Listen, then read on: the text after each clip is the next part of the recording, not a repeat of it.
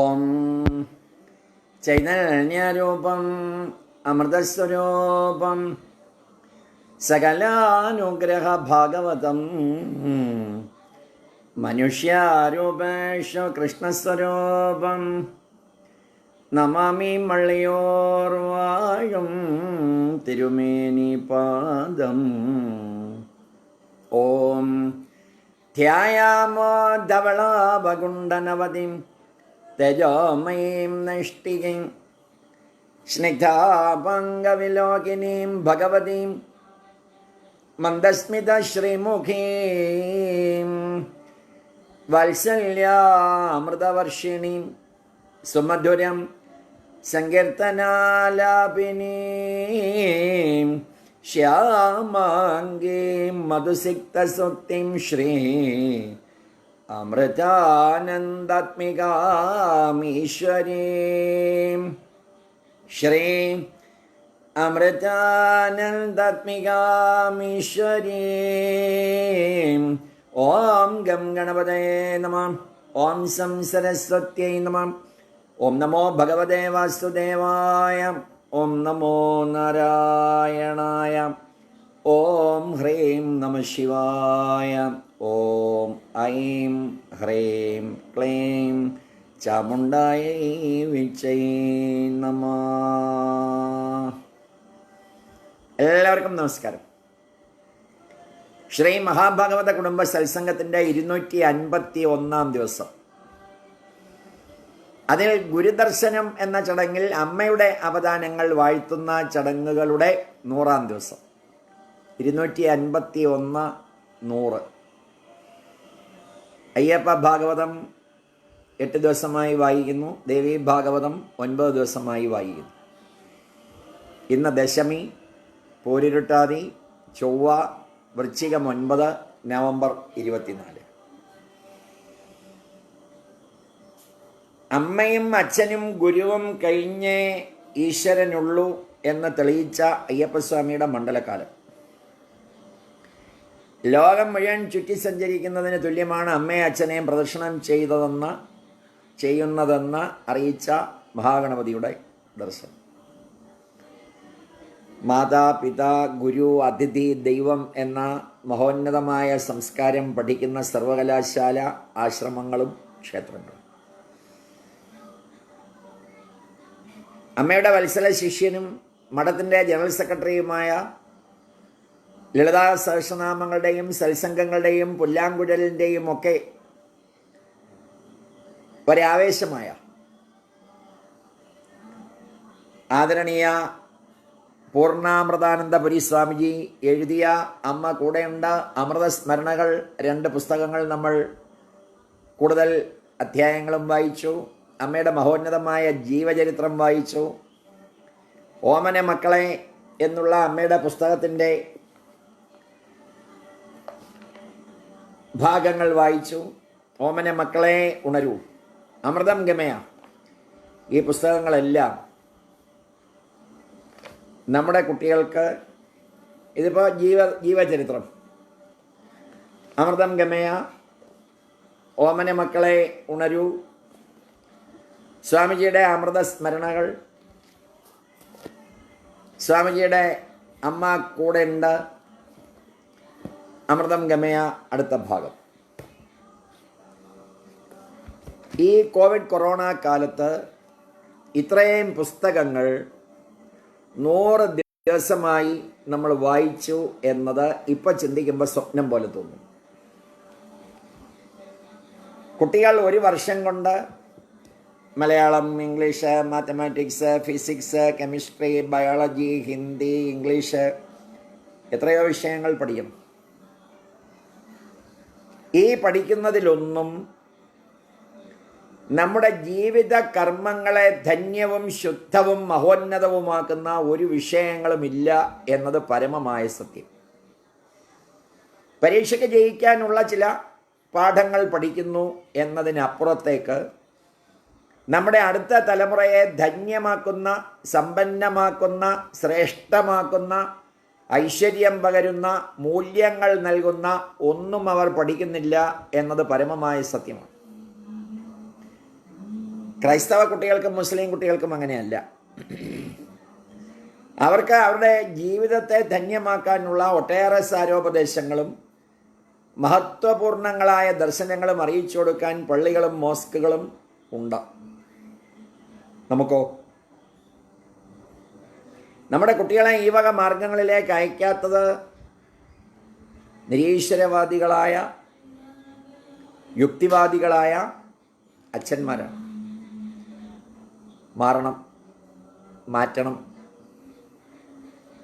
ഈശ്വരീയ കർമ്മങ്ങളിൽ ഗുരുവിന് വലിയ സ്ഥാനമുണ്ടെന്ന് ഈശ്വരന്മാർ പോലും പഠിപ്പിക്കുന്നു. ഒരു ഗുരുസ്വാമി ഇല്ലാതെ എന്നെ കാണാൻ വരണ്ട എന്ന് പറഞ്ഞ അയ്യപ്പസ്വാമി.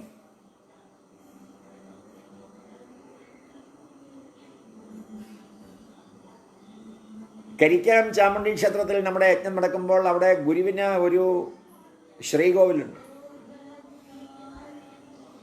ശ്രീനാരായണ ഗുരുദേവന്റെ, ചട്ടമ്പി സ്വാമിജിയുടെ, ശങ്കരാചാര്യരുടെ ഒക്കെ ഗ്രന്ഥങ്ങൾ നമ്മൾ വായിക്കുന്നത് പോലെ ഗുരുക്കന്മാർ എഴുതി വച്ച ഗ്രന്ഥങ്ങളും അവർ പറഞ്ഞതും അവരുടെ ശിഷ്യന്മാർ അനുഭവിച്ചതും ഒക്കെ സത്യത്തിൻ്റെ തീച്ചൂളയിൽ വാടാതെ കരിയാതെ വളർന്ന നല്ല പൂക്കൾ തരുന്ന ചെടികളാണ്. ഞാൻ നമ്മുടെ അജീഷ് റാന്നിയുമായി ഇന്ന് 1 മണിക്കൂർ ഫോണിൽ സംസാരിച്ചു. കാരണം നമ്മൾ നമ്മുടേതായ ആശയങ്ങൾ പറയുകയല്ല നമ്മുടെ സത്സംഗങ്ങളിൽ. ദേവി ഭാഗവതത്തിൽ ഇന്നത് പറയുന്നു, ഭാഗവതത്തിൽ ഇന്നത് പറയുന്നു, രാമായണത്തിൽ ഇന്നത് പറയുന്നു, മഹാഭാരതത്തിൽ ഇന്നത് പറയുന്നു, അമ്മ ഇന്നത് പറയുന്നു, അമ്മയിൽ നിന്ന് അനുഭവിച്ചത് സ്വാമിജിമാർ എഴുതിയ പുസ്തകങ്ങളിലൂടെ നമ്മൾ അറിയുന്നു. ഇതൊക്കെ പരമയാഥാർത്ഥ്യങ്ങളാണ്, കെട്ടുകഥകളല്ല. നമ്മുടെ ആശയം പറയുകയല്ല.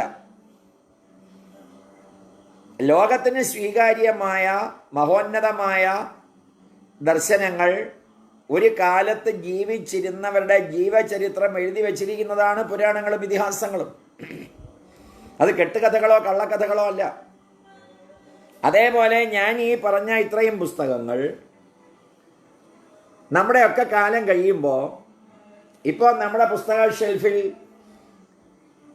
ഇതിഹാസങ്ങളും പുരാണങ്ങളും ഉപനിഷത്തുകളും ഇരിക്കുന്നത് പോലെ ഇരിക്കുന്ന ഗ്രന്ഥങ്ങളായിരിക്കുമെന്ന കാര്യത്തിൽ സംശയമില്ല. SSLCക്ക് പഠിക്കുമ്പോഴൊക്കെ ശ്രീരാമകൃഷ്ണ വചനാമൃതം വായിച്ചതാണ് ഗുരുക്കന്മാരിലേക്ക് നമ്മളെ ആകർഷിച്ചത്. ശ്രീനാരായണ ഗുരുദേവന്റെ കൃതികൾ വായിച്ചതാണ് ഗുരുക്കന്മാർ എഴുതിയ കൃതികൾ വായിക്കുന്നതിന് നമുക്ക് പ്രേരണ ചൊരിഞ്ഞത്. ശ്രീരാമകൃഷ്ണദേവൻ ഇല്ലായിരുന്നുവെങ്കിൽ നരേന്ദ്രൻ സ്വാമി വിവേകാനന്ദനാകുമായിരുന്നില്ല. ശ്രീനാരായണ ഗുരുദേവൻ ഇല്ലായിരുന്നുവെങ്കിൽ കുമാരനാശാനെ ചിലപ്പോൾ ആരും അറിയുമായിരുന്നില്ല.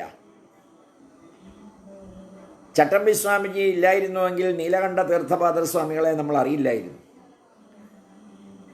അങ്ങനെയാണെങ്കിൽ അമൃതാനന്ദമയി ദേവി ഉള്ളതുകൊണ്ട് നമുക്ക് ലഭിച്ച പൂർണ്ണാമൃതാനന്ദപുരി സ്വാമിജിയും അമൃതസ്വരൂപാനന്ദ സ്വാമിജിയും തുര്യാമൃതാനന്ദ സ്വാമിയും ജ്ഞാനാമൃത സ്വാമിയും ഒക്കെ എഴുതിയ പുസ്തകങ്ങൾ 50 വർഷം കഴിയുമ്പോൾ അല്ലെങ്കിൽ 100 വർഷം കഴിയുമ്പോൾ ഇന്ന് നമ്മൾ ശ്രീരാമകൃഷ്ണ വചനാമൃതം വായിക്കുന്നത് പോലെ, ഗുരുദേവ കൃതികൾ വായിക്കുന്നത് പോലെ, ശങ്കരാചാര്യസ്വാമികളുടെ കൃതികൾ വായിക്കുന്നത് പോലെ, ചട്ടമ്പി സ്വാമിജിയുടെ കൃതികൾ വായിക്കുന്നത് പോലെ ഒരു തലമുറ വായിക്കുമ്പോൾ നമുക്ക് അഭിമാനിക്കാം. അമ്മ ഉണ്ടായിരുന്ന കാലത്ത്, അമ്മ ശരീരരൂപത്തിൽ ഉണ്ടായിരുന്ന കാലത്ത് ഞങ്ങൾ അമ്മയെ കണ്ടു, ഞങ്ങൾ അമ്മയോട് സംസാരിച്ചു, ഞങ്ങൾ അമ്മയുടെ ശിഷ്യന്മാരുമായി സംവദിച്ചു, ഞങ്ങൾ അമ്മയുടെ ആശ്രമത്തിൽ പോയി, ഞങ്ങൾ അവിടെ നിന്ന് ഭക്ഷണം കഴിച്ചു, ഞങ്ങളുടെ അപ്പൂപ്പൻ, ഞങ്ങളുടെ അമ്മൂമ്മ, ഞങ്ങളുടെ മുത്തശ്ശൻ, ഞങ്ങളുടെ മുത്തശ്ശി, ഞങ്ങളുടെ അമ്മ, ഞങ്ങളുടെ അച്ഛൻ ഒക്കെ ഈ കാര്യങ്ങൾ നിർവഹിച്ചവരാണ്. ഇപ്പോൾ എൻ്റെ ബന്ധു കൂടിയായ നമ്മുടെ ഭാഗവത കുടുംബത്തിലുള്ള ശ്രീകുമാരി അമ്പിളിയും ഭർത്താവ് അഡ്വക്കേറ്റ് ബാലഗോപാൽ ചേട്ടനും സംസാരിച്ച് പോയതേ ഉള്ളൂ.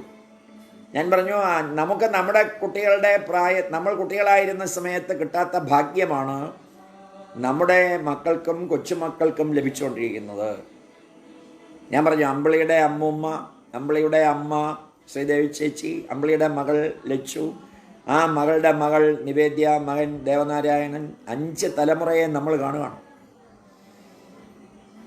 ഗുരുദർശനത്തിൽ സ്ഥിരമായി സംബന്ധിക്കുന്ന, ഭാഗവത കുടുംബത്തിൽ സ്ഥിരമായി സംബന്ധിക്കുന്ന 100ഓളം കുട്ടികൾ. അവരോട് ഞാൻ സംസാരിക്കുമ്പോൾ നിങ്ങളോട് ഞാൻ പറയുകയാണ്, നിങ്ങൾ ഈ 100 ദിവസമായി കേട്ട ഇത്രയും പുസ്തകങ്ങളിലെ ആശയം, ഒരു പരമമായ സത്യം ഞാൻ പറയട്ടെ, നിങ്ങൾ ജീവിതത്തിൽ പരാജയപ്പെടില്ല. ഈ കലിയുഗത്തിൽ, ഈ കൊറോണ കോവിഡ് കാലഘട്ടത്തിൽ നമ്മൾ തുടങ്ങിയ സമയത്ത് നിയമങ്ങൾ കർശനമായിരുന്നു, കഠിനമായിരുന്നു. 251 ദിവസങ്ങൾക്ക് മുൻപ്, 100 ദിവസങ്ങൾക്ക് മുൻപ് കോവിഡ് കൊറോണ കാലം നമ്മുടെ മനസ്സിൽ വളരെ ദുഃഖം നിറഞ്ഞ, ആരോടും സംസാരിക്കാനോ ഒരു സുഹൃത്തിൻ്റെ അടുത്ത് പോകാനോ ഒരാൾ വരാനോ കഴിയാത്ത ഒരു സമയത്ത് നമ്മൾ തുടങ്ങി വെച്ച മഹോന്നതമായ ഈ ദർശനം നമ്മുടെ മനസ്സിനെ തളർത്തിയില്ല, നമ്മുടെ ചിന്തകളെ വികലമാക്കിയില്ല, നമ്മുടെ കർമ്മ പദ്ധതികൾ തുരുമ്പിച്ചു പോയില്ല. അത് കൂടുതൽ സജീവമാക്കാൻ ആധ്യാത്മികമായ ഈ സത്സംഗത്തിന് സാധിച്ചതാണ് നമ്മുടെ ഏറ്റവും വലിയ നേട്ടം. അതിനെ അമ്മയുടെ തൃപ്പാദങ്ങളിൽ, ഗുരു പരമ്പരയുടെ തൃപ്പാദങ്ങളിൽ നമുക്ക് നമിക്കാം. ഈശ്വരീയമായ ഒരു സങ്കല്പത്തിലൂടെ നമ്മൾ ഇങ്ങനെ സഞ്ചരിക്കുകയായിരുന്നു. കഴിഞ്ഞ ദിവസം ഞാൻ സജീവൻ പൂക്കാട്ടുപടി അദ്ദേഹത്തോട് പറഞ്ഞു, നമ്മൾ ഇത്രയും നീണ്ടുപോകും എന്ന് ധരിച്ചതേയല്ല, നമ്മൾ എങ്ങനെ പൂർണ്ണമാക്കുമെന്ന് നമുക്കറിയില്ല. നമ്മളുമായി ബന്ധപ്പെട്ട ഒരാൾക്കും, ഞാൻ പറയുന്നത് നമ്മുടെ വീട്ടുകാരുടെ മാത്രം കാര്യമല്ല, നമ്മുടെ ഫാമിലി, നമ്മുടെ കുടുംബം, നമ്മുടെ കുലത്തിൻ്റെ മാത്രമല്ല, നമ്മുടെ പ്രധാനപ്പെട്ട നമ്മുടെ സുഹൃത്തുക്കളോ നമ്മുടെ ബന്ധുക്കളോ നമുക്കറിയാവുന്നവരോ ആയിട്ട് ലോകത്തിൻ്റെ നാനാഭാഗത്ത് ഉണ്ടായിരുന്നവർക്കാർക്കും കോവിഡ് കൊറോണ ബാധിച്ചില്ല. അത് തന്നെ ഒരു വലിയ കാര്യമല്ലേ. മഹാമാരി എന്ന ഒരു പ്രയോഗം ദേവി മാഹാത്മ്യത്തിലെയാണ്. മഹാമാരി നമുക്ക് പരസ്പരം കാണാനും അറിയാനും സാധിക്കുന്നില്ലേ? 12 മണിയുടെ ഒരു ലൈവ് വൈകിയാൽ, 7 മണിയുടെ ഒരു ലൈവ് വൈകിയാൽ, 9 മണിയുടെ ഒരു ലൈവ് വൈകിയാൽ തിരക്കുന്ന ലോകത്തിൻ്റെ നാനാഭാഗത്തുള്ളവർ, മൊബൈലിൻ്റെ ചാർജ് പോലും 1 മണിക്കൂറിൽ കൂടുതൽ നിൽക്കുന്നില്ല. അത്രയേറെ ആളുകൾ അന്വേഷിക്കുന്നു, തിരക്കുന്നു. ലോക കുടുംബത്തിലെ അംഗങ്ങളായി നമ്മൾ മാറുന്നു. കോവിഡ് കൊറോണ കാലം കഴിയുമ്പോൾ കുടുംബസഹിതം അതിന് നിദാനമായ ക്ഷേത്രങ്ങളിലും അമ്മയുടെ ആശ്രമത്തിലുമൊക്കെ വന്ന് അമ്മയെ കാണാനും ക്ഷേത്രങ്ങളിൽ വന്ന് തൊഴാനുമൊക്കെയുള്ള ഒരു സൗഭാഗ്യം ഞങ്ങൾക്ക് നൽകണമേ എന്നുള്ള നമ്മുടെ ഒരു പ്രാർത്ഥനയുണ്ടല്ലോ. മനസ്സിൻ്റെ അടങ്ങാത്ത ആധ്യാത്മികമായ ഒരു ദാഹം, അതാണ് നമ്മുടെ ശരീരത്തെ രോഗപങ്കിലമാക്കാത്തത്. ഈശ്വരീയമായ ആ ഒരു കാര്യമാണ് നമ്മളെ നയിച്ചുകൊണ്ടിരിക്കുന്നത്. 10 പേരുമായി ചക്കുളം ക്ഷേത്രത്തിൽ തൊഴാൻ വന്ന തിരുവനന്തപുരം ശ്രീകാര്യത്തെ ഉഷാകുമാരി ചേച്ചി പറഞ്ഞു, ഞങ്ങൾ അമ്പലത്തിൽ തിരുമേനിയുടെ മുന്നിൽ നിൽക്കുകയാണ്, ഞങ്ങൾ 10 പേരുണ്ട്, സന്തോഷം. അമ്മയുടെ ആശ്രമത്തിൽ ചെന്ന് അമ്മയെ ഒന്ന് കാണാൻ നമുക്ക് എന്ന് സാധിക്കും? ഞങ്ങൾ വിശ്വസിക്കുന്ന ക്ഷേത്രങ്ങളിൽ പോയി നമുക്ക് എന്ന് ഒന്ന് ആരാധന നടത്താൻ സാധിക്കും? ഈ ഒരു പ്രതീക്ഷയുണ്ടല്ലോ, ഈ ഒരു ചിന്തയുണ്ടല്ലോ. നമ്മുടെ മസ്തിഷ്കത്തെ, നമ്മുടെ മനസ്സിനെ പ്രിയപ്പെട്ടവരെ തേജസ്സുറ്റതാക്കുന്നു, തേജോമയമാക്കുന്നു, ചൈതന്യപൂരിതമാക്കുന്നു. സംശയമില്ല. നമുക്കൊന്ന് സംസാരിക്കാൻ സാധിക്കുന്നില്ലേ?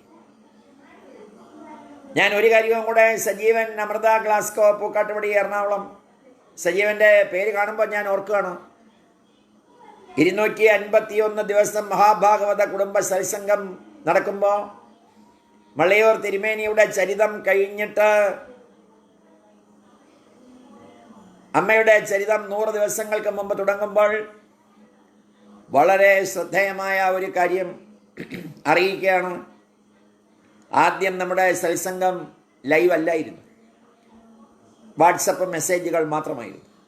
ജിനേഷ് എഴുതുകയാണ്, കൊറോണ വന്നു, അമ്മ നേരിട്ട് വിളിച്ചു, ഒന്നും പേടിക്കണ്ട എന്ന് പറഞ്ഞു, മാറി. ചക്കുളത്തെ തിരുമേനിയെ കണ്ട് സംസാരിച്ചു എന്ന് ഉഷാകുമാരി ചേച്ചി എഴുതിയിരിക്കുകയാണ്. ഞാൻ നിങ്ങളോട് പറയുന്നത്, ആധ്യാത്മികമായ ഒരു കർമ്മമണ്ഡലത്തിൽ ഒരു ദിവസം 1 നാഴിക 24 മിനിറ്റ് 2 നാഴിക 48 മിനിറ്റ്, 2.5 നാഴിക 1 മണിക്കൂർ.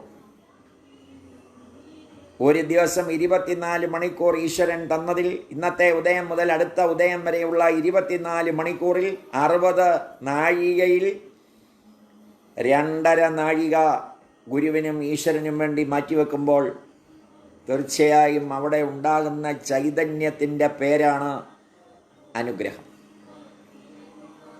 അത് നമുക്ക് ഗുരുക്കന്മാരിൽ നിന്ന് ലഭിക്കുക. ആദ്യം മാർച്ച് 18 മുതൽ ഓരോരോ സമയങ്ങളിൽ ഓരോരോ വിഷയങ്ങളെക്കുറിച്ച് വാട്സപ്പ് മെസ്സേജുകൾ ഭാഗവത കുടുംബത്തിൽ അവതരിപ്പിച്ചപ്പോഴാണ് ശ്രീ സജീവൻ പറഞ്ഞത്, അരമണിക്കൂർ നമുക്കൊരു ലൈവ് ഏതെങ്കിലും ആധ്യാത്മിക വിഷയങ്ങളെക്കുറിച്ചാകാം. ക്ഷേത്രത്തിൽ ചെന്നാൽ എങ്ങനെ തൊഴണം, എങ്ങനെ നമസ്കരിക്കണം, എന്തിനിടത്ത് വശത്തേക്ക് പോകണം, എന്തുകൊണ്ട് വലത്തേക്ക് പോകുന്നില്ല, ശിവൻ പ്രധാന പ്രതിഷ്ഠയായുള്ള ക്ഷേത്രത്തിൽ ചെന്നാൽ ഓവുകല്ലിൻ്റെ അവിടെ വന്നിട്ട് മടങ്ങി വരുന്നത് എന്തിനാണ്, തിരുമേനിയുടെ കയ്യിൽ നിന്ന് എങ്ങനെ ചന്ദനം വാങ്ങണം, ഏത് കയ്യിൽ വാങ്ങണം, ഏത് കയ്യിൽ വാങ്ങി ഏത് കയ്യിൽ വെച്ചിട്ട് ഏത് വിരൽ കൊണ്ട് ഏതേത് ഭാഗങ്ങളിൽ തൊടണം, ചന്ദനം തൊടുന്നതിൻ്റെ പ്രാധാന്യം എന്താണ്, കുങ്കുമം തൊടുന്നതിൻ്റെ പ്രത്യേകത എന്താണ്, ഭസ്മം ധരിക്കുന്നതിൻ്റെ സവിശേഷത എന്താണ്, ഗണപതി ഹോമം കഴിഞ്ഞാൽ കറുകയും നെയ്യുമൊക്കെ ചേർത്ത് കറുത്ത നിറത്തിലുള്ള ആ കരിപ്രസാദം തന്നാൽ അതെങ്ങനെ തൊടണം, മഞ്ഞൾ പ്രസാദം തൊടുന്നതിൻ്റെ ശാസ്ത്രീയത എന്താണ്. സപ്താഹം അമ്പലത്തിൽ നിർത്തി എങ്കിലും ഈ ഒരു സംഗമത്തിൽ കാണുമ്പോൾ ആ വിഷമം മാറി എന്ന് അജീഷ് എഴുതിയിരിക്കുകയാണ്. ഓരോ പ്രദേശത്ത് ചെല്ലുമ്പോഴും എത്രയും വേഗം രാവിലെ യജ്ഞശാലയിൽ ചെന്ന് രാത്രി എത്ര സമയം വരെ ഇരിക്കാമോ അത്രയും സമയം വരെ ഇരിക്കുകയായിരുന്നു നമ്മുടെ സ്വഭാവം. എങ്ങനെ വേദിയിൽ നിന്ന് ഇറങ്ങിപ്പോകാതിരിക്കാം, എങ്ങനെ വന്നിരിക്കുന്നവരെ വെളിയിലേക്ക് വിടാതിരിക്കാം, അതിനകത്ത് തന്നെ ഇരുത്താം എന്നായിരുന്നു നമ്മുടെ ചിന്ത. പരമമായ ഒരു സത്യമാണ്. കാരണം ആ ഗ്രന്ഥത്തിൻ്റെയും സത്സംഗം ആഗ്രഹിച്ച് വന്നിരിക്കുന്ന ആളുകളുടെയും അടുത്തിരിക്കുമ്പോൾ നമുക്ക് കിട്ടുന്ന ഒരു എനർജി ഭക്ഷണം കഴിക്കുമ്പോഴോ വിശ്രമിക്കുമ്പോഴോ കിട്ടില്ല എന്നത് പരമമായ സത്യമാണ്. എല്ലാ വേദികളിലും അമ്മയുടെ ചിത്രം നമ്മൾ വെക്കുമായിരുന്നു എന്ന് നിങ്ങൾക്കറിയാം. ശ്രീനാരായണ ഗുരുദേവന്റെയും ചട്ടമ്പിസ്വാമിയുടെയും ശങ്കരാചാര്യസ്വാമികളുടെയും അമ്മയുടെയും വേദവ്യാസന്റെയും അഗസ്ത്യന്റെയും വസിഷ്ഠന്റെയും ചിത്രം മള്ളിയൂർ തിരുമേനിയുടെ ചിത്രത്തോടൊപ്പം നമ്മൾ വെക്കുമായിരുന്നു. അതിനൊക്കെ മഹാത്മാക്കളായിട്ടുള്ള ആളുകൾ, ജയകുമാർ സാറിനെ പോലെ, നന്ദകുമാർ സാറിനെ പോലെ, വേണുഗോപാൽ സാറിനെ പോലെയുള്ള IAS ഉദ്യോഗസ്ഥന്മാർ ആ ഗുരുപീഠം, ഈശ്വരപീഠം എന്നായിരുന്നു ആ വേദിയെ പറയുമാറുണ്ടായിരുന്നു. അതൊക്കെ നമ്മുടെ മനസ്സിൽ നൽകുന്ന ഊർജം ചെറുതൊന്നുമല്ല. ഈശ്വരീയമായ ആ തരംഗത്തിലാണ് നമ്മൾ 100 ദിവസങ്ങൾക്ക് മുൻപ് ചിങ്ങം 1-ാം തീയതി ഗുരുദർശനം അമ്മ 1 എന്ന പേരിൽ നമ്മൾ ആരംഭിച്ചത്. ഇന്ന് 100ാമത്തെ ദിവസം എത്തി നിൽക്കുകയാണ്. നമ്മുടെ സദസ്സിൽ വന്നാൽ ആരും പോകില്ല എന്ന് അജേഷ് എഴുതിയത് ശരിയാണ്. രാവിലെ 6:10 ഉദയത്തിന് ഷാർപ്പ് ഉദയത്തിന് നാമജപത്തോടെ ആരംഭിക്കുന്നത് രാത്രി 9:30, 10, 10:30, 11, 11:30, 12, 12:30 വരെ പോയ സമയങ്ങളുണ്ട്. 12:30 വരെ പറയുന്നതെല്ലാം ആധ്യാത്മിക കാര്യങ്ങളാണ്. അതിനിടയിൽ ആരെങ്കിലും ഒരു പ്രഭാഷകനോ പൂജാരിയോ ഏതെങ്കിലും ഗുരുവുമായി ബന്ധപ്പെടുന്നവരോ വന്നാൽ അവരെയും വേദിയിലേക്ക് നമ്മൾ വിളിച്ച് ഒന്ന് പൂജിക്കാൻ, ഒന്ന് പ്രസംഗിക്കാൻ, ഒന്ന് അമ്മയുമായുള്ള അനുഭവങ്ങൾ പങ്കുവെക്കാൻ, അല്ലെങ്കിൽ നിങ്ങൾ പ്രവർത്തിച്ചിട്ടുള്ള ഗുരുക്കന്മാരുടെ ഒരു ആശയം പറയണമെന്ന് നമ്മൾ പറയുമായിരുന്നു. അവരൊന്നും വലിയ പ്രഭാഷകന്മാരല്ലെങ്കിലും അതിനൊക്കെ വലിയ അർത്ഥങ്ങളുണ്ടായിരുന്നു. എല്ലാ സ്ഥലങ്ങളിലും അങ്ങനെ ഒരു അന്തരീക്ഷം നമ്മൾ ഉണ്ടാക്കിയിട്ടുണ്ട്. കേരളത്തിന് പുറത്തും ഭാരതത്തിന് പുറത്തും ചെല്ലുമ്പോൾ അമ്മ, അച്ഛൻ, ഗുരു, അതിഥി, ഇത് കഴിഞ്ഞേ ഉള്ളൂ ഈശ്വരൻ്റെ മഹത്വം എന്ന് ചിന്തിക്കുവാൻ കഴിയുന്ന ഒരു തത്വ സംഹിത ചർച്ചകളിലൂടെ ഉണ്ടാക്കിയെടുക്കാൻ നമ്മൾ ശ്രമിച്ചതിൻ്റെ പരിണത ഫലമാണ് വളരെ ആനന്ദത്തോടുകൂടി സന്തോഷത്തോടുകൂടി ഒരു ദിവസം മുടങ്ങാതെ ലോകാരാധ്യയായ, ലോകം മുഴുവൻ ശിഷ്യഗണങ്ങളുള്ള, ലോകം മുഴുവൻ തൻ്റെ മക്കളെ പോലെ അമ്മ കരുതുന്ന, അവർ അമ്മയെപ്പോലെ, സ്വന്തം അമ്മയെപ്പോലെ കാണുന്ന ലോകഗുരുവായ അമ്മ അമൃതാനന്ദമയി ദേവിയുടെ അപദാനങ്ങൾ വാഴ്ത്തുന്ന 100ാം ദിവസം എത്തി നിന്നത് ദശമി ദിനത്തിലാണ്. ഇന്ന് ദശമി ദിനത്തിലാണ്. വിജയദശമി കഴിഞ്ഞ് 29ാം ദിവസമാണ്. ശ്രീരാമകൃഷ്ണദേവൻ അമ്മയെ, ദേവിയെ, ജഗദംബയെ വിവേകാനന്ദ സ്വാമിജിക്ക് കാണിച്ചു കൊടുത്തത് ചൊവ്വാഴ്ച രാത്രിയാണ്. ഇന്നും ചൊവ്വയാണ്.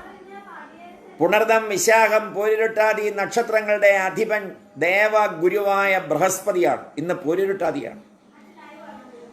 വൃശ്ചികം 9, നവംബർ 24. അമ്മയുടെ അവതാരങ്ങൾ വാഴ്ത്തുന്ന 100-ാം ദിവസം. നമ്മുടെ ശിരസിൽ കൈവച്ച് അനുഗ്രഹിച്ചിട്ടുള്ള, പെറ്റമ്മയെ പോലെ മാറോടണച്ച് ആശ്ലേഷിച്ച് അനുഗ്രഹിച്ചിട്ടുള്ള, അന്നവും ഐശ്വര്യവും പകർന്നു തന്നിട്ടുള്ള അമ്മ അമൃതാനന്ദമയി ദേവിയുടെ തൃപ്പാദങ്ങളിൽ നമസ്കാരം, നമസ്കാരം, നമസ്കാരം. 100-ാം ദിവസം എത്തുക എന്നത് ചെറിയൊരു കാര്യമല്ല. എങ്ങനെയാണ് വാക്കുകൾ കൊണ്ട് പ്രകടിപ്പിക്കേണ്ടതെന്നറിയില്ല. ഒരു ചടങ്ങുകളുമില്ല. സ്മരിക്കുക, അതിനപ്പുറത്ത് എന്ത് ചടങ്ങാണ്? ഇതൊരു വലിയ ചടങ്ങാക്കി നമുക്ക് മാറ്റാം. ഒരു ഓൺലൈൻ പരിപാടിയാക്കി കുറേ പ്രസംഗങ്ങളും ഒക്കെ ആക്കാം നമുക്ക്. പക്ഷേ നമ്മളുടെ പങ്കാളിത്തം, നമ്മുടെ മനസ്സുകൊണ്ടുള്ള പങ്കാളിത്തം, നിങ്ങൾ ഓരോരുത്തരും അർപ്പിക്കുന്ന മനസ്സിൻ്റെ ആ പനിനീർ കുസുമങ്ങൾ അമ്മയുടെ പദാരബിന്ദങ്ങളിൽ എത്തുമ്പോൾ ബ്ലെസ്സിങ്സ് ആർ ഷെവറിങ് ഫ്രം ഹെവൻ എന്ന് പറയുന്നത് പോലെ അന്തരീക്ഷത്തിൽ നിന്ന് നമുക്ക് ലഭിക്കുന്ന നന്മയുടെ കിരണങ്ങളുണ്ടല്ലോ, അതിന് പൊതുവായ ചടങ്ങ് വേണ്ട. ആ മനസ്സിൻ്റെ അർപ്പണമാണ് എപ്പോഴും അമ്മയും അമ്മയുടെ ശിഷ്യന്മാരും എഴുതിയിട്ടുള്ള ഗ്രന്ഥങ്ങളിലും പറഞ്ഞിട്ടുള്ള പ്രഭാഷണങ്ങളിലും ലോകത്തിൻ്റെ ഏത് ഭാഗത്തിരിക്കുന്നതും അറിയാൻ കഴിയുന്ന ഒരു ചൈതന്യമാണ് ഗുരു എന്ന് മനസ്സിലാക്കി തന്ന ഒരു അമ്മയുടെ അവദാനങ്ങളാണ് നമ്മൾ 100-ാം ദിവസം എത്തി നിൽക്കുന്നത്. ഇന്നലെ പൂർണ്ണാമൃതാനന്ദപുരി സ്വാമിജി പറഞ്ഞത് കേട്ടില്ലേ? കത്തിൽ ഇനി എഴുതിയിരിക്കുന്ന എന്താണെന്നൂടെ മക്കൾ കേട്ടോളൂ. പൊട്ടിക്കാത്ത കത്തിലെ കാര്യം കൂടെ കേട്ടോളൂ. അത്ഭുതപ്പെട്ടു പോയി ഈ സ്വാമിജി എന്നാണ്. അതിനൊക്കെ കഴിയുന്ന ഒരു വലിയ മഹത്വത്തെ ചെറുതായി കണ്ടതാണ് മനുഷ്യൻ ചെറുതായതിന് കാരണം. അതിനെ വലുതായി കണ്ടവരാണ് പ്രകൃതിയിലെ ഋഷീശ്വരന്മാർ. ആ ഋഷീശ്വരന്മാർ പ്രാർത്ഥിച്ചത് അമ്മയെയാണ്, ദേവിയെയാണ്. അതുകൊണ്ടാണ് മള്ളിയൂർ തിരുമേനി തൃപ്പാദങ്ങൾ പറഞ്ഞത്, നിങ്ങൾ അമ്മയെ, അമൃതാനന്ദമയി അമ്മയെ ഈ ശരീരമായി കാണല്ലേ, സാക്ഷാൽ ജഗദംബയായി കണ്ടോളൂ. ഓട്ടൂർ ഉണ്ണി നമ്പൂതിരിപ്പാട് പറഞ്ഞത് ഇത് ഈ ശരീരമല്ല, ഈ മാംസപിണ്ഡമല്ല, സാക്ഷാൽ ജഗദംബികയാണ് എന്ന്. അവരുടെ രണ്ടുപേരുടെ സർട്ടിഫിക്കറ്റാണ് നമ്മളെ കൂടുതൽ ആ മണ്ഡലത്തിലേക്ക് ആകർഷിച്ചത്. പണ്ടേ ആകർഷിച്ചു. പിന്നെ അവർ രണ്ടുപേരും കൂടി പറഞ്ഞു കഴിഞ്ഞപ്പോഴേക്കും 100-ൽ 10 മാർക്ക് മാത്രമുണ്ടായിരുന്ന നമ്മുടെ മനസ്സിലെ സങ്കല്പത്തിന് ഒരു പൂജ്യവും കൂടെ വന്ന് വീണ് 100-ൽ 100ആയി. ആ മഹത്വം ഇന്നത്തെ തലമുറയിലെ കുട്ടികൾക്ക് എങ്ങനെ പകർന്നു കൊടുക്കാമെന്ന് ചിന്തിക്കുകയായിരുന്നു ലോക്ക്ഡൗൺ കാലത്തെ 251 ദിവസവും, വിശിഷ്യ അമ്മയുടെ ഈ 100 ദിവസവും. അത് പറയാൻ വേണ്ടി ഒരാമുഖമായി ഞാൻ ഇത്രയും സൂചിപ്പിച്ചതാണ്. അതിൽ ഒരു ദിവസം മുടങ്ങാതെ വന്ന എത്ര പേരുണ്ട് എന്ന് അവരവർക്കറിയാം. ഒരു പരിധിവരെ ഈ ഉള്ളവനും അറിയാം. എത്ര പേർ മുടങ്ങാതെ അത് കേട്ടു. കേട്ടത് ചെവികളിലൂടെയാണ്, കണ്ടത് ഈ ഉള്ളവനെയാണ്. അമ്മയുടെ ചിത്രമാണ്, മള്ളിയൂർ തിരുമേനിയുടെ ചിത്രമാണ്, അയ്യപ്പസ്വാമിയുടെ ചിത്രമാണ്, ചക്കുളത്തമ്മയുടെ ചിത്രമാണ്. കണ്ണുകളിലൂടെ നല്ലത് കണ്ട്, ചെവികളിലൂടെ നല്ലത് കേട്ട്, നാവ് കൊണ്ട് നല്ലത് പറഞ്ഞ്, കൈകൾ കൊണ്ട് നന്മയോടെ നമസ്കരിച്ച്, ഈശ്വരീയ സംസ്കാരത്തിൻ്റെ ഉദാത്തമായ ഗുരുത്വത്തിൻ്റെ ഭാവലയങ്ങളിലേക്ക് നമ്മുടെ മനസ്സിനെ, മസ്തിഷ്കത്തെ, രണ്ടും മായാണ്. മനസ്സെന്ന് പറയുന്ന ഒരു അവയവമില്ല, മസ്തിഷ്കമുണ്ട്. ആ മസ്തിഷ്കത്തെ തേജോമയമാക്കുന്നത് മനസ്സാണ് പ്രിയപ്പെട്ടവർ. മസ്തിഷ്കം മാത്രം പോരാ, അതെല്ലാവർക്കും ഉണ്ട്. നല്ല മനസ്സെല്ലാവർക്കും ഇല്ല. മസ്തിഷ്കം ആർക്കും ഇല്ലാത്ത എല്ലാവർക്കും ഉണ്ട്. നല്ല മനസ്സെല്ലാവർക്കും ഇല്ല. പ്രത്യേകിച്ച് കലിയുഗത്തിൽ. മുഖം പത്മദളാകാരം, വാച ചന്ദനശീതളം, ഹൃദയം വന്യസന്തപ്തം, ത്രിവിധം ദുഷ്ടലക്ഷണം. മുഖം കണ്ടാൽ താമര വിരിയുന്നത് പോലെയാണ്. മുഖം പത്മദളാകാരം, വാച ചന്ദനശീതളം. ചന്ദനം നെറ്റിക്ക് തേച്ചാൽ ഇത്രയും കുളിർമയും ശീതവും ഉണ്ടാവില്ല. ഹൃദയം വന്യസന്തപ്തം. മുഖം അങ്ങനെ ആവുമ്പോഴും, വാക്കുകൾ കളകോമളമാകുമ്പോഴും ഹൃദയം അഗ്നി പോലെ കത്തിക്കൊണ്ടിരിക്കുന്നു. ഓ, ഇയാളുടെ ഒരു ഐശ്വര്യം, ഇയാളുടെ ഒരു ഗുരുത്വം, ഇയാളുടെ ഒരു മഹത്വം, ഇയാളുടെ ഒരു ചൈതന്യം. അങ്ങനെ ഹൃദയം വന്യസന്തപ്തം, അഗ്നി പോലെ കത്തിക്കാളുന്നു. ദുഷ്ടൻ്റെ ലക്ഷണമാണ്. നമുക്കൊരാളോട് ഇഷ്ടമല്ലയോ? വേണ്ട. സ്നേഹമാണോ? സ്നേഹം. വ്യക്തിയോട് വെറുപ്പുമില്ല, സ്നേഹവുമില്ല. അയാൾ ചെയ്യുന്ന കർമ്മങ്ങളോട് വെറുപ്പും സ്നേഹവുമുണ്ട്. കർമ്മം മാറ്റാൻ നമ്മൾ പറയുന്നു. മാറ്റുന്നെങ്കിൽ അയാൾക്ക് കൊള്ളാം, മാറ്റിയില്ലെങ്കിലും നമുക്ക് കുഴപ്പമൊന്നുമില്ല. അതിലേക്ക് ചെന്നെത്താനുള്ള ഒരു പ്രേരണയായി നമ്മളിതിനെ കണ്ടാൽ മതി. അമ്മ കൂടെ ഉണ്ട് എന്ന പൂർണ്ണാമൃതാനന്ദപുരി സ്വാമിജിയുടെ വളരെ ശ്രേഷ്ഠമായ ഒരധ്യായം നമുക്കിന്ന് ഈ 100-ാം ദിനത്തിൽ വായിക്കാം. വളരെ ശ്രേഷ്ഠം എന്ന് പറയാൻ കാരണം എല്ലാം ശ്രേഷ്ഠങ്ങൾ തന്നെയാണ്. എങ്കിലും നമ്മുടെ കുഞ്ഞുങ്ങൾക്ക് ഒരു പാഠ്യ വിഷയമെന്ന നിലയിൽ ജീവിതമെന്ന മഹായജ്ഞം, അതാണ് ഇന്നത്തെ അധ്യായം. നമ്മുടെ ജീവിതം ഒരു യജ്ഞമായി മാറണം. എങ്ങനെയാണ് നമ്മുടെ ജീവിതത്തെ യജ്ഞമാക്കി മാറ്റുന്നത്? അമ്മയുടെ ഭാഷയിൽ പറയുമ്പോൾ ഈ ഭൗതിക പ്രപഞ്ചത്തിൽ ഭൗതികത എന്നൊന്നില്ല. ആത്മീയമാക്കി മാറ്റുവാൻ കഴിയാത്ത യാതൊരു കർമ്മവും ഈ ഭൗതിക പ്രപഞ്ചത്തിലില്ല. വളരെ ശ്രദ്ധിച്ച് കേൾക്കണം. സകല കർമ്മങ്ങളും യജ്ഞമാക്കി മാറ്റുവാൻ സാധിക്കണം. അതാണ് ഭഗവാൻ ശ്രീകൃഷ്ണൻ കുരുക്ഷേത്ര യുദ്ധഭൂമിയിൽ വെച്ച് അർജുനന് ഉപദേശിച്ചു കൊടുത്തത്. എങ്ങനെ ഒരു യുദ്ധം പോലും യജ്ഞമാക്കാൻ മാറ്റുവാൻ സാധിക്കും? സ്വാമിജി എഴുതിയത് സത്യമല്ലേ? എങ്ങനെ ഒരു യുദ്ധം പോലും യജ്ഞമാക്കി മാറ്റുവാൻ സാധിക്കും? നമ്മൾ പുരാണ കഥയിൽ കേട്ടിട്ടുണ്ട്, ദക്ഷന്റെ യജ്ഞം യുദ്ധമായി മാറി, അർജുനന്റെ യുദ്ധം യജ്ഞമായി മാറി. നല്ല പ്രയോഗമല്ലേ? നമ്മൾ പുരാണ കഥയിൽ കേട്ടിട്ടുണ്ട്, ദക്ഷന്റെ യജ്ഞം യുദ്ധമായി മാറി, അർജുനന്റെ യുദ്ധം യജ്ഞമായി മാറി. ഏത് കർമ്മം ചെയ്യുന്നു എന്നതിനേക്കാൾ പ്രാധാന്യം ഏത് മനോഭാവത്തോടുകൂടി ആ കർമ്മം ചെയ്യുന്നു എന്നതിനാണ്. അതിന് വസിഷ്ഠ മുനി ഭഗവാൻ ശ്രീരാമേന്ദ്രന് പറഞ്ഞു കൊടുത്തു, മനഃകൃതം കൃതം രാമ ന ശരീരകൃതം കൃതം. മനസ്സുകൊണ്ട് ചെയ്തതാണ് ചെയ്തത്, ശരീരം കൊണ്ട് ചെയ്തതല്ല. ഭഗവാന് ഗുരു പറഞ്ഞു കൊടുക്കുകയാണ്. വസിഷ്ഠമുനി ഭഗവാൻ ശ്രീരാമേന്ദ്രന് പറഞ്ഞു കൊടുത്തതാണ് പൂർണ്ണാമൃതാനന്ദപുരി സ്വാമിജി എഴുതിയിരിക്കുന്നത്. മനഃകൃതം കൃതം രാമ ന ശരീരകൃതം കൃതം. മനസ്സുകൊണ്ട് ചെയ്തതാണ് ചെയ്തത്, ശരീരം കൊണ്ട് ചെയ്തതല്ല. ശരീരം കൊണ്ട് മാത്രം കർമ്മം ചെയ്യാൻ അറിയാമെങ്കിൽ അതിന് കർമ്മഫലമില്ലത്രേ. പക്ഷേ നമ്മുടെ കർമ്മങ്ങൾക്കൊക്കെ മനസ്സിൻ്റെ പിന്തുണയുണ്ട്. പലപ്പോഴും നമ്മൾ ശരീരം കൊണ്ട് അർച്ചനയും പൂജയും ഒക്കെ ചെയ്യും, പക്ഷേ മനസ്സവിടെ ഉണ്ടായില്ലെങ്കിൽ അത് ശരീരം കൊണ്ടുള്ള ഒരു വ്യായാമം മാത്രമായി തീരും. അതുകൊണ്ട് മനസ്സുകൊണ്ട് ചെയ്തതാണ് ചെയ്തത്, ശരീരം കൊണ്ട് ചെയ്തതല്ല.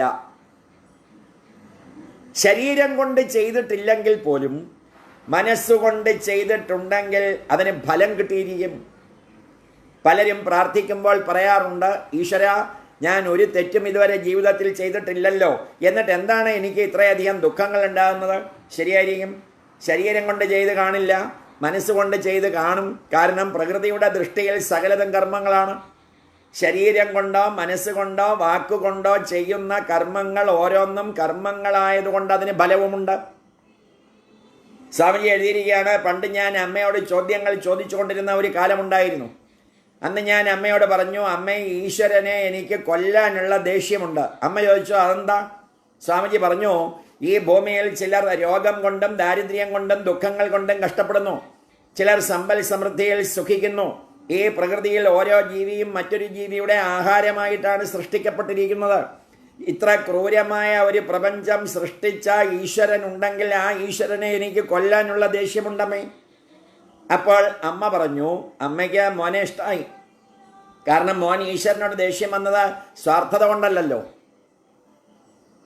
മറ്റുള്ളവരോടുള്ള കരുണ കൊണ്ടല്ലേ. മറ്റുള്ളവരോട് കരുണ തോന്നുന്ന ഹൃദയത്തിൽ തന്നെയാണ് ഈശ്വരൻ വസിക്കുന്നത്. ഈശ്വരൻ സ്നേഹസ്വരൂപനാണ്, ഈശ്വരൻ കാരുണ്യമൂർത്തിയാണ്. ഈശ്വരൻ ഒരിക്കലും ശിക്ഷിക്കാൻ അറിയില്ല, രക്ഷിക്കാൻ മാത്രം അറിയുന്ന ആളാണ് ഈശ്വരൻ. അതുകൊണ്ട് ശിക്ഷയായി, ശിക്ഷാരൂപത്തിൽ അനുഭവിക്കുന്നതായി നമ്മൾ കാണുന്നതൊന്നും ഈശ്വര ശിക്ഷയല്ല, പ്രകൃതിയുടെ പ്രതികരണങ്ങൾ മാത്രമാണ്. മുകളിലേക്ക് കല്ലുകൾ വലിച്ചെറിഞ്ഞിട്ട് പൂമഴ പെയ്യുമെന്നൊന്നും ആരും വിചാരിക്കണ്ട. മുകളിലേക്ക് കല്ലുകൾ വലിച്ചെറിഞ്ഞിട്ട് പൂമഴ പെയ്യുമെന്നൊന്നും ആരും വിചാരിക്കണ്ട. അതാണ് പണ്ട് രത്നാകരനോട്, കാട്ടാളനായിരുന്ന രത്നാകരനോട് ഭാര്യ ഉപദേശിച്ചത്. ഭാര്യ ഗുരുവായി മാറുകയായിരുന്നു. തണ്ടാൾ നിരന്തരം ചെയ്യുന്ന കർമ്മങ്ങൾ തണ്ടാൻ അനുഭവിച്ചിടുകന്നേ വരൂ. അവനവൻ ചെയ്യുന്ന കർമ്മങ്ങളുടെ ഫലം പങ്കുവയ്ക്കാൻ സാധിക്കില്ല, അവനവൻ തന്നെ അനുഭവിക്കേണ്ടി വരും. അതുകൊണ്ട് കർമ്മരഹസ്യങ്ങൾ അനാവരണം ചെയ്യുന്ന അനുഭവങ്ങൾ നമ്മുടെ ജീവിതത്തിൽ അനവധി ഉണ്ടാകും. ഇവിടെ ഈശ്വരനെ പഴിച്ചിട്ട് കാര്യമില്ല. പ്രകൃതിക്ക് നിയമങ്ങൾ മാത്രമേ ഉള്ളൂ. പ്രകൃതിക്ക് കാരുണ്യമില്ല. കൊച്ചു കുഞ്ഞ് കെട്ടിടത്തിൻ്റെ മുകളിൽ നിന്ന് ചാടിയാലും, പണ്ഡിതൻ ചാടിയാലും, ഭക്തൻ ചാടിയാലും പ്രകൃതിക്ക് നിയമം ഒന്ന് തന്നെയുള്ളൂ. ഇവിടെ ഈശ്വരൻ മനുഷ്യന് നൽകിയിട്ടുള്ള വിവേക ബുദ്ധി ഉപയോഗിക്കാൻ അറിയാവുന്നവർക്ക്, പ്രകൃതി നിയമങ്ങളെ അനുകൂലമാക്കാൻ അറിയുന്നവർക്ക് വരാനിരിക്കുന്ന വൻ ദുരന്തങ്ങളെ ഒഴിവാക്കാൻ സാധിക്കും. അതുകൊണ്ട് മനുഷ്യൻ ഈ ലോകത്തിൽ ജീവിക്കുമ്പോൾ ധർമ്മമനുസരിച്ച് ജീവിക്കണമെന്ന് ആചാര്യന്മാർ പറയുന്നു. ഇന്ന് നാം അനുഭവിക്കുന്ന പല ദുഃഖങ്ങളും ഈശ്വര സൃഷ്ടിയല്ല, മനുഷ്യൻ്റെ തന്നെ സൃഷ്ടിയാണ്. സൂര്യൻ അന്ധകാരം സൃഷ്ടിക്കുന്നില്ല. സൂര്യഭഗവാന്റെ അടുത്തു ചെന്ന് പരാതി പറഞ്ഞിട്ട് കാര്യമില്ല. എന്താ ഭൂമിയുടെ ഒരു ഭാഗത്ത് ഇരുട്ട് സൃഷ്ടിച്ചിരിക്കുന്നത് എന്ന് ചോദിച്ചാൽ സൂര്യഭഗവാൻ പറയും, ഇരുട്ടോ? അതെന്താണ്? അന്ധകാരം എന്താണ്? എന്താ കാരണം? സൂര്യന്റെ ലോകത്തിൽ അന്ധകാരമില്ല. അന്ധകാരത്തെ മാറ്റുന്നയാളാണ് സൂര്യൻ. അങ്ങനെയുള്ള സൂര്യൻ അന്ധകാരം എവിടെയെന്ന് നമ്മളോട് ചോദിച്ചാൽ നമ്മൾ പറയും, വരൂ കാണിച്ചു തരാം, ഭൂമിയുടെ മറുവശത്ത് എൻ്റെ കൂടെ വരൂ കാണിച്ചു തരാം. സൂര്യഭഗവാനെയും കൊണ്ട് ഭൂമിക്ക് പ്രദക്ഷിണം ചെയ്തു നോക്കിയാൽ അന്ധകാരം കാണിച്ചു കൊടുക്കാൻ പറ്റുമോ? സൂര്യന്റെ ലോകത്തിൽ അന്ധകാരമില്ല. ഇതുപോലെ ഈശ്വരന്റെ ലോകത്തിൽ ദുഃഖങ്ങളില്ല. ആനന്ദ സ്വരൂപനായ ഈശ്വരന്റെ ദർശനമാത്രയിൽ തന്നെ നമ്മുടെ ദുഃഖങ്ങൾ അപ്രത്യക്ഷമായി ജീവിതത്തിൽ ഉണ്ടാവും. അമ്മയുടെ സാന്നിധ്യത്തിൽ അത് അനുസ്യൂതം തുടരുന്നു. ഓരോരുത്തരും കൊച്ചു കുഞ്ഞുങ്ങളെ പോലെ കരഞ്ഞു പോകുന്നു. എപ്പോഴാണ് നമുക്ക് കരയാൻ സാധിക്കുക? അഹങ്കാരം അപ്രത്യക്ഷമാകുന്ന നിമിഷങ്ങളിലാണ് നമ്മുടെ കണ്ണുകൾ നിറയുക. സാധാരണ കടുത്ത ജീവിത ദുഃഖങ്ങൾ വേണ്ടിവരും അഹങ്കാരത്തെ ഇല്ലാതാക്കാൻ. ഒരു കൊച്ചു കുഞ്ഞിന് എപ്പോൾ വേണമെങ്കിലും കരയാം, എവിടെ വെച്ചും കരയാൻ അതിന് നാണമില്ല. കാരണം കുഞ്ഞിന് അഹങ്കാരമില്ല. അതിനറിയാവുന്ന ഒരേ ഒരു ഭാഷ കരച്ചിൽ മാത്രമാണ്. അതുപോലെ ഒരു മഹാത്മാവിൻ്റെ ദർശനമാത്രയിൽ, സ്പർശനമാത്രയിൽ നമ്മുടെ അഹങ്കാരത്തിൻ്റെ മഞ്ഞുമല ഉരുകി കണ്ണീരായി ഒഴുകിയെന്ന് വരും. ഇങ്ങനെയുള്ള സന്ദർഭത്തിൽ ഈശ്വരൻ്റെ അനുഗ്രഹ വർഷമുണ്ടായെന്ന് വരും. ഈ ദൃശ്യപ്രപഞ്ചത്തിൽ ഉണ്ടാകുന്ന ദുഃഖങ്ങളൊന്നും വാസ്തവത്തിൽ ഈശ്വരൻ്റെ സൃഷ്ടിയല്ല, മനുഷ്യൻ്റെ തന്നെ കർമ്മങ്ങളുടെ ഫലമാണെന്ന് ആചാര്യന്മാർ ആവർത്തിച്ച് പറയുന്നു. ഇതിനെ മാറ്റാനും നമുക്ക് കരുത്തുണ്ട്.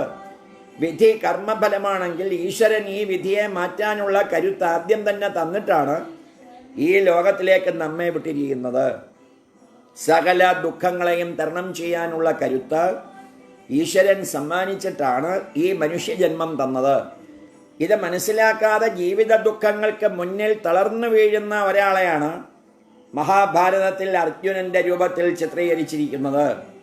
മഹാഭാരത യുദ്ധം ഒരിടത്തൊരിക്കൽ മാത്രം സംഭവിച്ച ഒരു സംഭവമല്ല, നമ്മുടെ ആന്തരിക ലോകത്തിൽ നിരന്തരം നടന്നുകൊണ്ടിരിക്കുന്ന ഒരു യുദ്ധമാണ്. ഇവിടെ നിസാരമായ ദുഃഖങ്ങൾക്ക് മുന്നിൽ തളർന്നു വീഴുമ്പോൾ ഭഗവത്ഗീത ഓർക്കേണ്ടി വരും. അതാണ് മഹാഗുരുക്കന്മാർ നമുക്ക് വീണ്ടും വീണ്ടും പറഞ്ഞു തരാൻ ശ്രമിക്കുന്നത്. ഈ ലോകത്തിലെ ദുഃഖങ്ങൾ കണ്ട് ഭയക്കേണ്ട ആവശ്യമില്ല. ഇതിനെയൊക്കെ തരണം ചെയ്യാനുള്ള ശക്തി പ്രകൃതി നേരത്തെ തന്നെ നമുക്ക് തന്നിട്ടുണ്ട്. ഈ ശക്തി ഉപയോഗിക്കുവാൻ അറിയുന്നവർ വിജയിക്കുന്നു, അല്ലാത്തവർ ഈ ജീവിതത്തിൽ പരാജയപ്പെടുന്നു. ഭഗവാൻ ശ്രീകൃഷ്ണൻ കുരുക്ഷേത്ര യുദ്ധഭൂമിയിൽ തളർന്നു വീണ അർജുനന്റെ ചെവിയിൽ ഓതിയ മഹാരഹസ്യം എന്തെന്നറിയണം. പണ്ട് പരീക്ഷാ ഹാളിൽ തളർന്നു വീണ വിദ്യാർത്ഥിയുടെ അടുത്ത പ്രൊഫസർ ഓടിയെത്തി, മുഖത്ത് ജലം തളിച്ചു. മോഹാലസ്യപ്പെട്ട് വീണ വിദ്യാർത്ഥിയെ വിളിച്ചുണർത്തിയ അധ്യാപകൻ ചോദിച്ചു, എന്താ നിനക്ക് പറ്റിയത്? വിദ്യാർത്ഥി പറഞ്ഞു, എല്ലാം പഠിച്ചതാണ്, പക്ഷേ ഒന്നും ഓർമ്മ വരുന്നില്ല. അപ്പോൾ പ്രൊഫസർ അവൻ്റെ ചെവിയിൽ എന്തോ പറഞ്ഞു. അത് കേട്ടപ്പോൾ അവൻ ചാടി എഴുന്നേറ്റു, വേഗത്തിൽ പരീക്ഷ എഴുതി 1ാം റാങ്ക് നേടി. എന്തായിരുന്നു പ്രൊഫസർ ചെവിയിൽ പറഞ്ഞ രഹസ്യം? പണ്ട് കുരുക്ഷേത്ര യുദ്ധഭൂമിയിൽ തളർന്നു വീണ അർജുനനെ ആവേശഭരിതനാക്കാൻ ശ്രീകൃഷ്ണ ഭഗവാൻ പറഞ്ഞ അതേ രഹസ്യം. വില്ലാളി വീരനായ അർജുനൻ, തോൽവി എന്ത് എന്നറിയാത്ത അർജുനൻ, യുദ്ധക്കൊതിയനായ അർജുനൻ കുരുക്ഷേത്ര ഭൂമിയിൽ തളർന്നു വീണു. ആത്മവിശ്വാസം നഷ്ടപ്പെട്ടു. ഗാന്ധീവം കയ്യിൽ നിന്ന് വഴുതി വീണു. ശബ്ദിക്കാൻ കഴിയാതെ ശരീരം തളർന്നു വീണപ്പോൾ ശ്രീകൃഷ്ണ ഭഗവാൻ ആ രഹസ്യം ചെവിയിൽ പറഞ്ഞു കൊടുത്തു. എന്തായിരുന്നു ആ രഹസ്യം? അർജുന, നീ വില്ലാളി വീരനായ യോദ്ധാവാണ്. ഒട്ടും ഭയപ്പെടേണ്ട കാര്യമില്ല. എൻ്റെ സുദർശന ചക്രം മാത്രം മതി ഈ കൗരവപ്പടയെ ഒന്നാകെ സംഹരിക്കാൻ. നീ അമ്പടത്ത് വെറുതെ ഒന്നറിഞ്ഞാൽ മതി, ബാക്കി കാര്യങ്ങൾ ഞാൻ ഏറ്റു. തേർത്തട്ടിൽ തളർന്നു വീണ അർജുനനെ ഭഗവാൻ ആവേശഭരിതനാക്കി. ഇതേപോലെ പരീക്ഷാ ഹാളിൽ തളർന്നു വീണ വിദ്യാർത്ഥിയോട് പ്രൊഫസർ പറഞ്ഞു, കുഞ്ഞെ, നീ നന്നായി പഠിക്കുന്ന വിദ്യാർത്ഥിയാണെന്ന് എനിക്കറിയാം. നിന്റെ പേപ്പറിന്റെ മൂല്യനിർണ്ണയം നടത്തുന്നത് ഞാനാണ്. നീ ഒട്ടും വിഷമിക്കേണ്ടതില്ല. നീ എന്തെഴുതിയാലും ഞാൻ മുഴുവൻ മാർക്കും തന്നേക്കാം. പെട്ടെന്ന് ആത്മവിശ്വാസം കൈവന്ന വിദ്യാർത്ഥി ചാടി എഴുന്നേറ്റ് പരീക്ഷ എഴുതി. പ്രൊഫസർക്ക് വെറുതെ മാർക്ക് കൊടുക്കേണ്ടി വന്നില്ല. പക്ഷേ അവൻ 1ാം റാങ്ക് നേടി വിജയിച്ചു. അതുപോലെ ആത്മവിശ്വാസം പകരാൻ കെൽപ്പുള്ള ഗുരുക്കന്മാരെയാണ് നമുക്ക് ആവശ്യം. സാധാരണഗതിയിൽ നമ്മെ നിരാശരാക്കുന്ന അനുഭവങ്ങളാണ് ലോകം നമുക്ക് സമ്മാനിക്കുക. നമ്മുടെ നന്മകൾ കാണാൻ കഴിയാത്ത ലോകം, നമ്മുടെ ദൗർബല്യങ്ങളെ മാത്രം വളർത്തുന്ന ലോകം. നമ്മിലെ നന്മകളെ ഉണർത്താനാണ് ഗുരുവിൻ്റെ ആവശ്യം. നന്മകൾ മാത്രം കാണാൻ കഴിയുന്ന പരിശുദ്ധി ഉള്ളയാളാണ് ഗുരു. നമ്മുടെ ഉള്ളിലെ അനന്തമായ സാധ്യതകൾ അറിയുന്ന ഗുരുവിന് മാത്രമേ നമ്മിലെ ഈശ്വരഭാവത്തെ ഉണർത്തുവാൻ സാധിക്കുകയുള്ളൂ. എങ്കിൽ മാത്രമേ ജീവിതമാകുന്ന യുദ്ധഭൂമിയിൽ പുഞ്ചിരിച്ച മുഖത്തോടുകൂടി ഓരോ നിമിഷവും ആഘോഷമാക്കി മാറ്റുവാൻ നമുക്ക് സാധിക്കുകയുള്ളൂ. അതുകൊണ്ട് ഭൗതികമായ വിദ്യാഭ്യാസം മാത്രം മതിയാവില്ല നമ്മുടെ ജീവിതം ആസ്വദിക്കുവാൻ. പണ്ട് അർത്ഥനഗ്നനായി നദീതീരത്ത് കിടന്ന ഗ്രീക്ക് തത്വചിന്തകൻ അലക്സാണ്ടർ ചക്രവർത്തിയോട് പറഞ്ഞതും ഇതൊക്കെ തന്നെയാണ്. ലോകം പിടിച്ചടക്കാൻ മോഹിച്ച അലക്സാണ്ടർ ചക്രവർത്തി ആ നദീതീരത്തു കൂടി പോയപ്പോൾ തത്വചിന്തകൻ ഒരു ചോദ്യം ചോദിച്ചു. ധൃതിയിൽ എങ്ങോട്ടാണ് പോകുന്നത്? ലോകം പിടിച്ചടക്കാൻ. അലക്സാണ്ടറുടെ ഉത്തരം കേട്ടിട്ട് ഒരു പുഞ്ചിരിയോടെ വീണ്ടും വീണ്ടും ചോദിച്ചു, ഓ, ലോകം പിടിച്ചടക്കിയിട്ട് എന്ത് ചെയ്യുവാൻ പോകുന്നു? ആ ചോദ്യത്തിന് ചക്രവർത്തിക്ക് ഉത്തരമുണ്ടായിരുന്നില്ല. അദ്ദേഹം കുറച്ചു നേരം മൗനമായിരുന്നു. എന്നിട്ട് പറഞ്ഞു, അത് കഴിഞ്ഞിട്ട് വേണം എനിക്കൊന്ന് വിശ്രമിക്കാൻ. അപ്പോൾ തത്വചിന്തകൻ പറഞ്ഞു, നോക്കൂ, ഞാൻ ഈ നദിയുടെ കുളിരേറ്റുകൊണ്ട് നീലാകാശത്തിന്റെ ഭംഗി ആസ്വദിച്ചുകൊണ്ട് മന്ദമാരുതന്റെ തലോടലേറ്റുകൊണ്ട് വിശ്രമിക്കുന്നത് കണ്ടില്ലേ? വിശ്രമിക്കണമെങ്കിൽ ഇവിടെ കൂടിക്കോളൂ. ഇപ്പോൾ തന്നെ വിശ്രമിക്കാമല്ലോ. ലോകം പിടിച്ചടക്കാതെ തന്നെ ഞാൻ വിശ്രമിക്കുന്നത് കണ്ടില്ലേ? അപ്പോൾ അലക്സാണ്ടർ പറഞ്ഞു, ഇല്ല, അങ്ങനെ ഒരു ആഗ്രഹം എൻ്റെ മനസ്സിൽ കടന്നുകൂടിയിരിക്കുന്നു. ഇനി ലോകം പിടിച്ചടക്കാതെ എനിക്ക് വിശ്രമമില്ല. ഞാൻ കഴിയുന്നതും വേഗം ലോകം പിടിച്ചടക്കിയിട്ട് തിരിച്ചിവിടെ വരാം. ഇവിടെ വന്ന് വിശ്രമിച്ചോളാം. അപ്പോൾ തത്വചിന്തകൻ വളരെ ശ്രദ്ധേയമായ ഒരു മറുപടി പറഞ്ഞു. അമ്മ ഞങ്ങളോട് എപ്പോഴും പറയാറുള്ള ഒരു ഉപദേശം, മക്കളെ, ഒന്നും പിന്നത്തേക്ക് മാറ്റി വെക്കരുത്. പിന്നത്തേക്ക് മാറ്റിവെച്ചതൊന്നും ഇന്നേ വരെ ആരും ചെയ്തിട്ടില്ല. എന്തെങ്കിലും സൽക്കർമ്മങ്ങൾ ചെയ്യണമെങ്കിൽ ഇപ്പോൾ തന്നെ ചെയ്തോളൂ. ഇതേ വാക്കുകൾ തന്നെയാണ് അലക്സാണ്ടറോട് ആ തത്വചിന്തകൻ പറഞ്ഞത്. എന്തെങ്കിലും ചെയ്യണമെങ്കിൽ ഇപ്പോൾ തന്നെ ചെയ്തോളൂ. നാളെ എന്നത് ഒരു മിഥ്യയായി മാറിയെന്നും വരാം. പക്ഷേ അലക്സാണ്ടർ അത് കേൾക്കാതെ ഭാരതത്തിലേക്ക് കടന്നു. യുദ്ധത്തിൽ 2 ഭാഗം സൈനികരും മരിച്ചു. അവസാനം മാരകമായി മുറിവേറ്റു. മരിച്ചു പോകുമെന്ന് ഉറപ്പായപ്പോൾ അദ്ദേഹം കൂടെയുള്ളവരോട് പറഞ്ഞു അത്രേ, ഞാൻ മരിച്ചു കഴിഞ്ഞാൽ ശവപ്പെട്ടിയിൽ 2 തുളകൾ ഉണ്ടാക്കി അതിലൂടെ 2 കൈകളും പുറത്തേക്കിട്ട് മൃതദേഹം കൊണ്ടുപോകണം. അപ്പോൾ കേട്ടവർ ചോദിച്ചു, എന്തിനാണ് വിചിത്രമായ രീതിയിലുള്ള ഒരു ശവമഞ്ചം ഉണ്ടാക്കുന്നത്? അപ്പോൾ അദ്ദേഹം പറഞ്ഞു അത്രേ, ലോകം മുഴുവനും പിടിച്ചടക്കാൻ ആഗ്രഹിച്ച അലക്സാണ്ടർ ഒന്നും കൊണ്ടുപോകുന്നില്ല എന്ന് ലോകത്തോട് പറയണം. ആർക്കും ഈ അബദ്ധം ഇനി ഉണ്ടാകാതിരിക്കാൻ വേണ്ടിയാണ് ഇങ്ങനെ ചെയ്യുന്നത്. ആ ശവമഞ്ചം കടന്നു പോകുമ്പോഴും ആ തത്വചിന്തകന്റെ മുഖത്തൊരു ചെറു പുഞ്ചിരി വിടർന്നു. ലോകം മുഴുവൻ പിടിച്ചടക്കാൻ കൊതിച്ച ഒരാളുടെ വിലാപയാത്ര. നമ്മളെല്ലാവരും ഇതുപോലെ ലോകം പിടിച്ചടക്കാൻ കൊതിക്കുന്ന അലക്സാണ്ടർമാരാണെന്ന് പറയേണ്ടി വരും.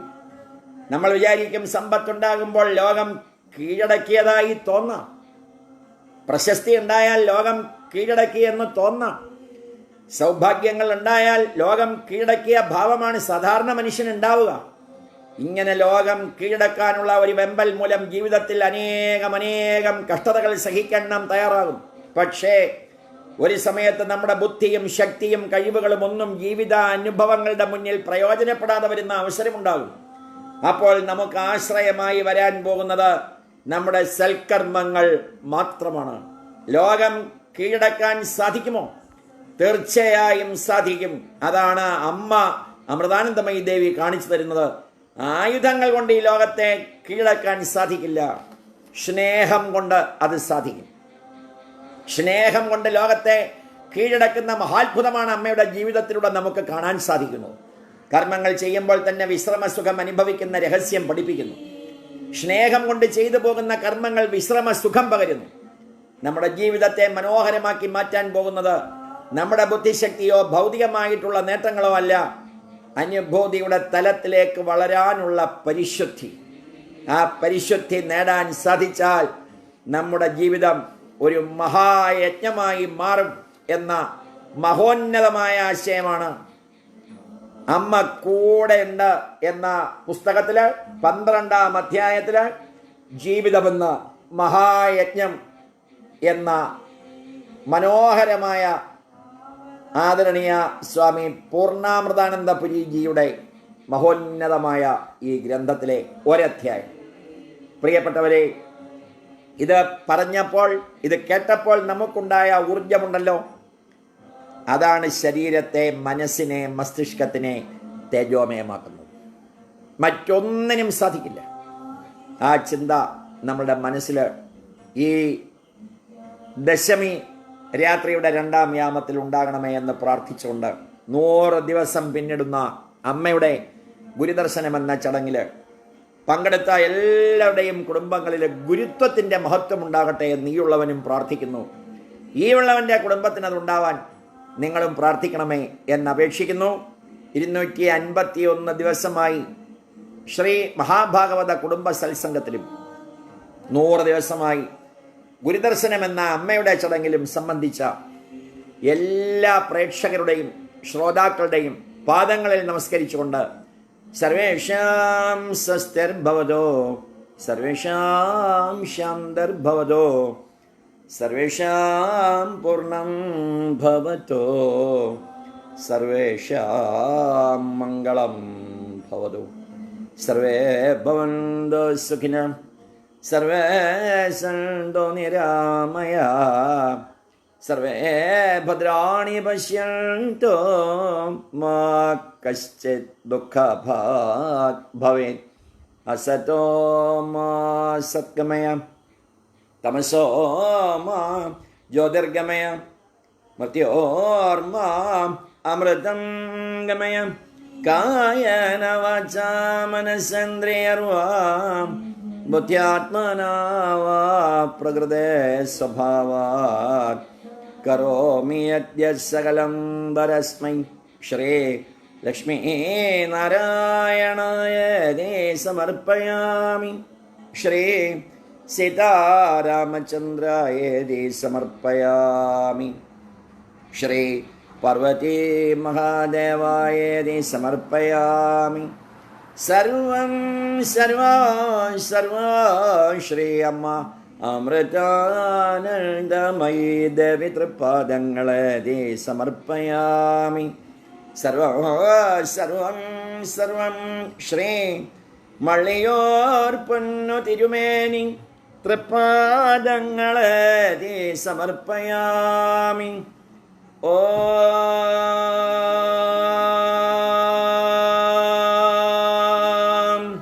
പൂർണ്ണമദ പൂർണ്ണം ഇദം പൂർണ്ണാത് പൂർണ്ണം ഉദച്യത്തെ പൂർണ്ണസ്യ പൂർണ്ണം ആദായ പൂർണ്ണം ഏവാവശിഷ്യതേ. ഓം